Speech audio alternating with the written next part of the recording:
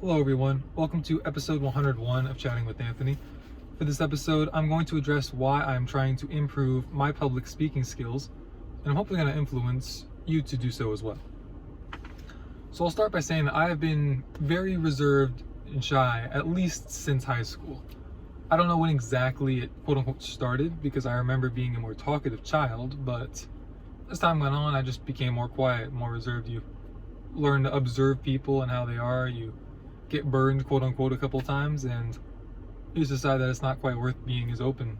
I think that's an experience a lot of people have had. Part of the human experience is being hurt by others, and there's not much we can do to avoid it altogether, but you can do stuff to minimize it. Now, doing what I did and basically just shutting people out almost entirely, except for maybe 2 or 3 people, is not the healthiest way to go about it, but it's what I did. And because of that, I just don't have those extra repetitions that I would have needed, that I need to hone my skills.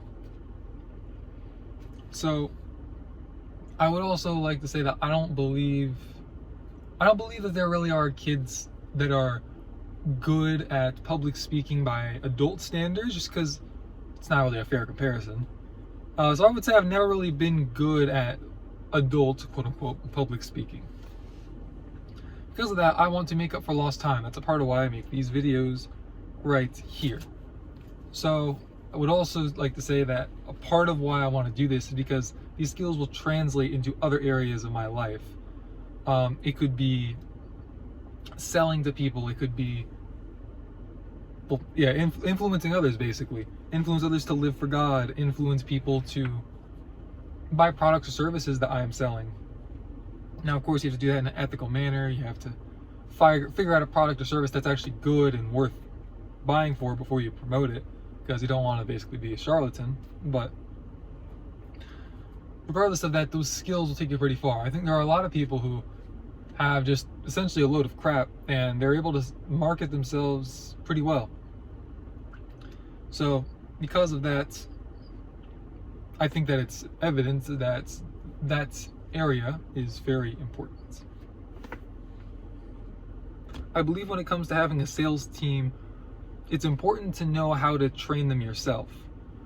Even if you have a sales manager, just having the ability to tell him hey look, or her, hey look, I want you to train them in this manner using these methods that I have found work for me.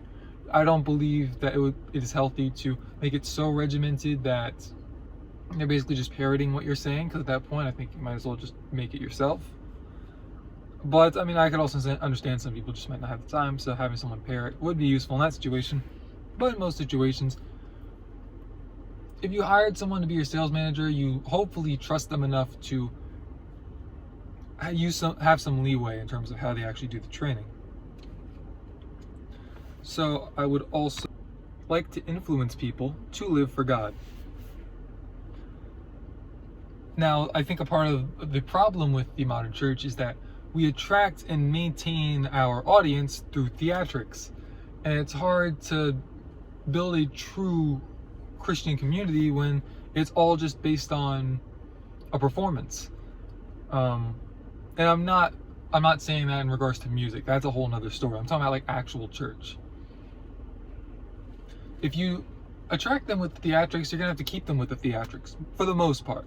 There will be a few that you can, influence to stay, but I don't think churches are bringing in thousands of people just for 90% of them to walk out the door. You want to retain them. And so then the house of God becomes a business, and I think we remember what Jesus did in the Bible when he found the church in that state.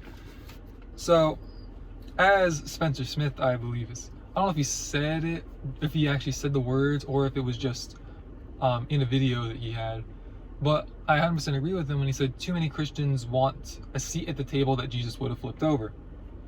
Now, we're all imperfect. We all want financial success that would likely come through business. It's not bad inherently to want those things, but you shouldn't